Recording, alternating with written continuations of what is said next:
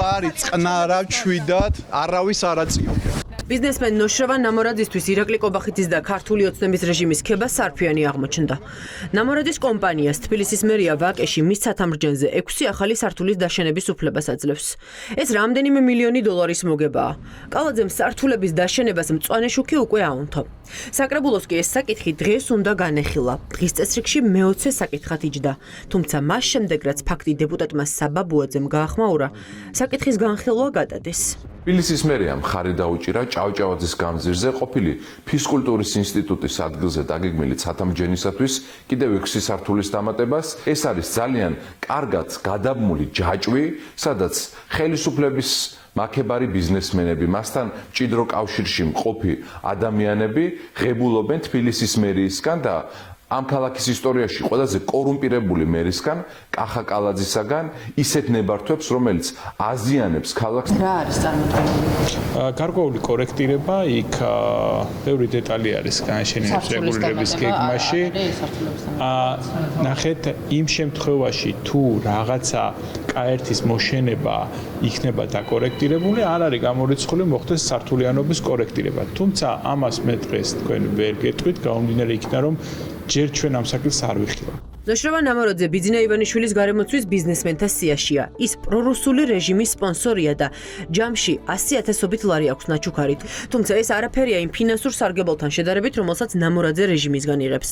მათ შორის არის ვაკის ცათამრჯენი, სპორტის უნივერსიტეტის დანგრევის და ცათამრჯენის მშენებლობის უფლება მერია მას ხალხის დიდი პროტესტის მიუხედავად მისცა. თავდაპირველად ნამორაძეს ვაკეში 59 სართულიანი ცათამრჯენი უნდა აეშენებინა.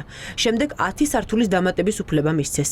ახლა კი ღარიბაშვილის ნათლი მირონ სურს ჭავჭავაძის გამზირზე 65 სართულიანი შენობა ააშენოს. ფიზკულტურის ინსტიტუტი მოიცავდა 18,000 კვადრატულ მეტრს და 18,000 კვადრატული მეტრის 12 მილიონად გასხვისება ეს არის საჯარო ინტერესის წინააღმდეგ წასვლა და რეალურად მხოლოდ ამიტომ უნდა დადგეს პასუხისმგებლობის საკითხი თეა წოლოგიანის, ვლადიმერ ბოჟაძის, ნოშრავა ნამორაძის და სხვების, ვინც იყვნენ ჩართული. ზოგადად ატმოსფერულ ჰაერზეც რომ არაფერი უთქვა და მოქალაქეების ინტერესი საერთოდ ფეხქვეშ ითელება ესეთი დამოკიდებულებებით. ანუ კორექტირებები, რომლებიც რეალურად ძალადობრივი სისტემის მხარდაჭერაზე არის მიბმული, არის ხელწერა კალაძის, ასე ვთქვათ, არაფნის მაქნისი, არაკომპეტენტური მმართველობის. ოცნება ბიზნესის გაჩუმებას დაშინებით ცდილობს. ან მის ქებას სარფიანი გარიგების სანაცვლოდ აიძულებს. თუმცა ეს არის პირველი შემთხვევა საქართველოს ისტორიაში, როდესაც მმართველი რეჟიმის წინააღმდეგ 2400-მდე კომპანია გაერთიანდა.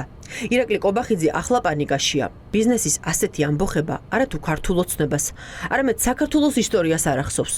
ბიზნესი ყველაზე კარგად ხვდება, რა ეკონომიკურ კოლაფსამდე მივა ქვეყანა, რომელსაც სანქცირებული რეჟიმი მართავს. როცა ბიზნესმენს უნდა იმ პოლიტიკური ძალის დაბრუნება, რომელიც პირველ რიგში სწორედ ბიზნესის რეგულირებით გამოირჩეოდა, ეს არის რომ ვთქვათ, გაუგებარი, თუმცა ამასაც შეიძლება ქონდეს ერთ-ერთი ახსნა, არიან კონკრეტული ბიზნესმენები, რომლებსაც აქვთ კავშირები შესაბამის ძალებთან და ისინი საკუთარ გამორჩენას ელიან. პროსახელისუფლებო მედია იმ ბიზნესის გაშავებას ცდილობს, ვინც ახალ არჩევნებს და პოლიტპატიმრების გათავისუფლებას ითხოვს. ერთ-ერთი მსხვერპლი PSP-ა. ევროპული ბრენდების წარმოებული წამლები კომპანიას ამავე კომპანიების მიერ რუსეთში განთავსებული საწყობებიდან შემოაქვს. ეს გარემოება კი სულ სხვანაირად გაასახა ხელისუფლებამ, რასაც PSP ფარბას მწვავე რეაქცია მოყვა.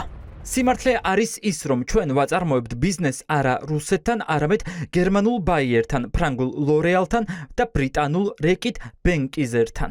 ზემო აღნიშნული განცხადება არ არის პირველი შემთხვევა, როცა კომპანიის წინააღმდეგ არაობიექტური ინფორმაცია ვრცელდება.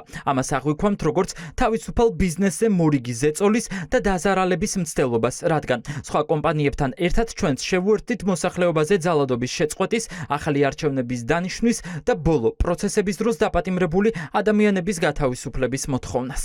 კობახიძე ლაპარაკობს ერთს, ბიზნეს კი მისი სიტყვების არ სჯერა. Free Business-ის პორტალზე საათობრივად იზრდება იმ კომპანიების რიცხვი, ვინც ახალ არჩევნებს და პოლიტპატიმრების გათავისუფლებას ითხოვს.